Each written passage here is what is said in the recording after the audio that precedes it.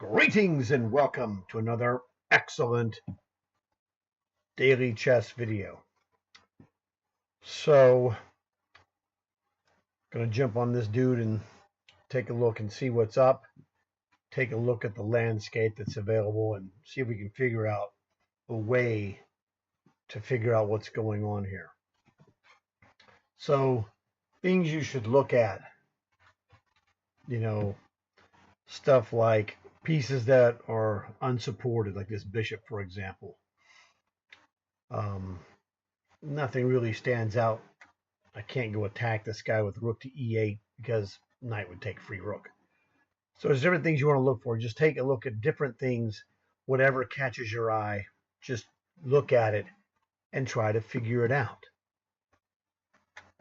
So if you don't have a good idea, like attacking this bishop, attacking this knight doesn't do any good. It's protected by the bishop. Can't get to this rook. Can't get to this bishop with anything. It's being attacked by this knight. But you look at this thing, and one of the ways we can do to try and figure out what to do is look what we can do. My dad's rule number 2, what's he trying to do to me, is like a coin, and we flip the coin over, and it's what am I trying to do to him. Well, in this case, let's look at check. It's always a good place if you have no other idea, like I don't know what to do. Where can I check this guy? Well, this dark square bishop, since this is king is on a dark square, I can't check him with his bishop. That's out of the question. The rook, no chance. Light square bishops don't ever attack a dark square, so on that. So we have, knight to e4 check, and knight takes bishop check. And one of the things that you have to overcome to a degree, you've got to be aware that you have a bias in your moves. You don't want to be thinking about stupid moves. They just give away pieces for free, like knight takes pawn. It doesn't give a piece away, but I'm just saying you just don't want to go to stupid things. Knight to e4 check looks very dumb because he's got simply pawn takes free knight. Now, actually, this move, considering this move is not stupid, it's actually pretty good. And we're going to figure this out. So we're going to look at the wrong move and then figure out why it's wrong. This is very important and will help you in the future. So bear with me. Knight e4 check. He's going to simply play pawn takes free knight. Well, that's what my dad's rules say, right? Well, what happens is, look, this bishop is now open to attack. And if we can play bishop takes free bishop, now he gave away a knight to get a bishop back for free with a knight and rook forked by the bishop. It's not terrible, okay? So knight e4 check, pawn takes knight, bishop takes the bishop on e5, attacking the knight, attacking the rook. Now, since he's got 2 pieces attacked, he's got to do something, like knight to e6 moves an attacked piece and counterattacks a piece of equal value, so that if I play bishop takes rook, he plays knight takes rook. And this gets complicated, and you'll notice no pieces have moved. We're just looking at the board and making a discussion of what's available. Let me bring out the desperado fingers. If we go knight to e4 check, white's going to go, let's get these dudes here in the frame, all right? He's going to play pawn takes knight. Well, we're going to come back with bishop takes bishop.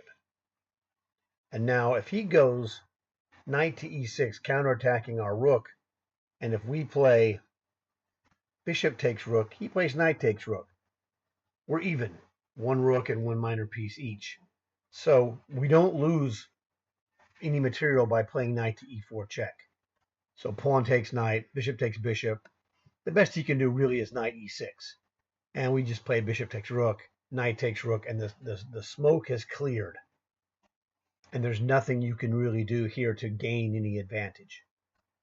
But it was break even, not horrible, but you're not winning. So we want to discard that for the time being and hope for another move. Now, the only other move that checks this guy would be knight takes bishop check. So what happens here? Knight takes bishop check. Well, we already know that we're going to have this bishop attacking bishop. But since it's with a check, white cannot play bishop takes bishop. He's pretty much forced to play rook takes knight. And then we get to play bishop takes free bishop. And it goes like this. Knight takes bishop check.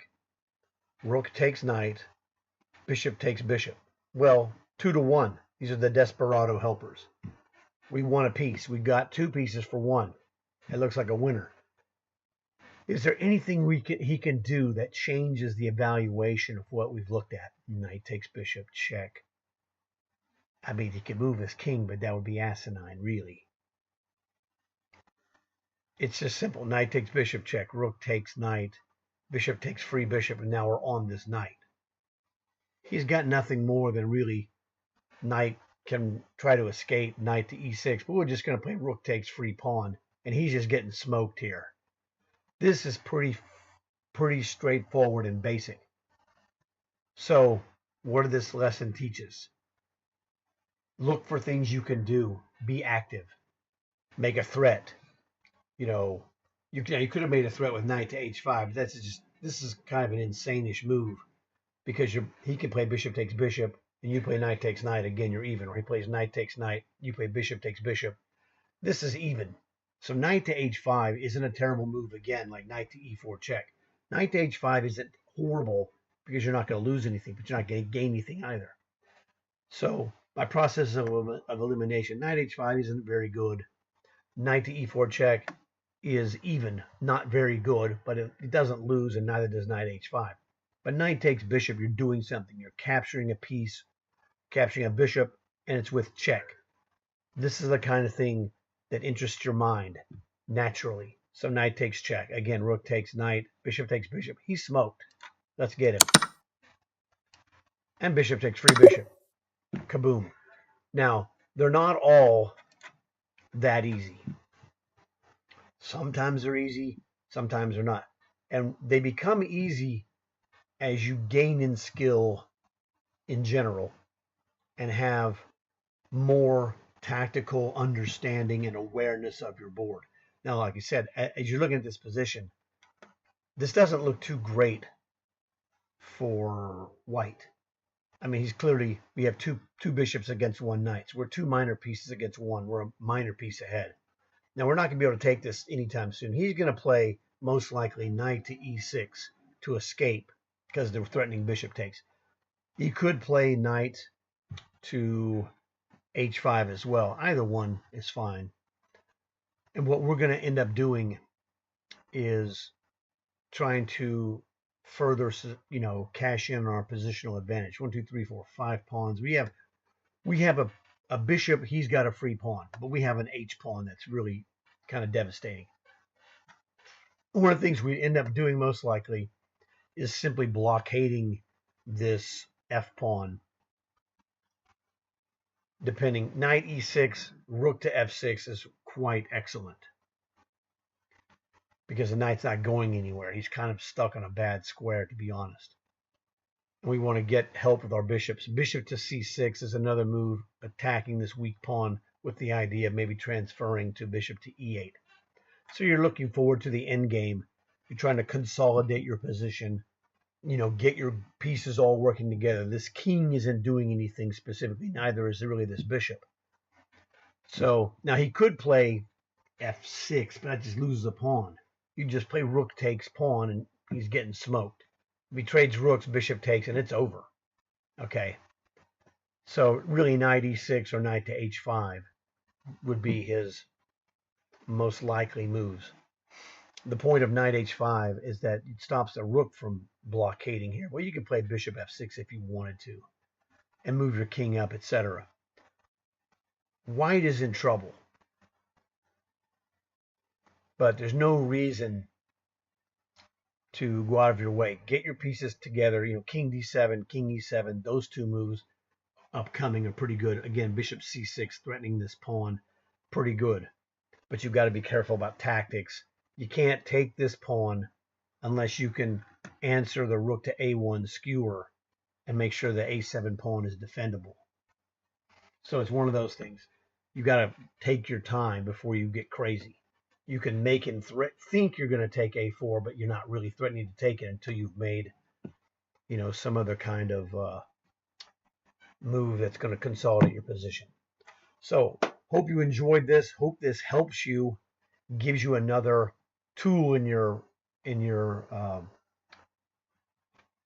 chest to solve problems. Looking for things to do is really what we're doing here. We ended up getting this with just a simple discovered attack with check. Knight took the bishop with check. So, and the key thing again, notice how I did all this work without moving a piece. It's all happening up here in the chess brain. So knight takes bishop, rook takes knight. Well, knight takes bishop, check. Rook takes bishop. Simple stuff. It's just a two moves by black. He gets rid of the knight, clears a space for the bishop, and then boom, bishop takes free bishop. So hopefully this helps. Check out my other videos. There's a lot of stuff there that will help you out. It'll help you build your powers, regardless of your age or your ability. So look forward to seeing you guys in another video. Thanks a lot for watching, and I'll see you later. Like and subscribe.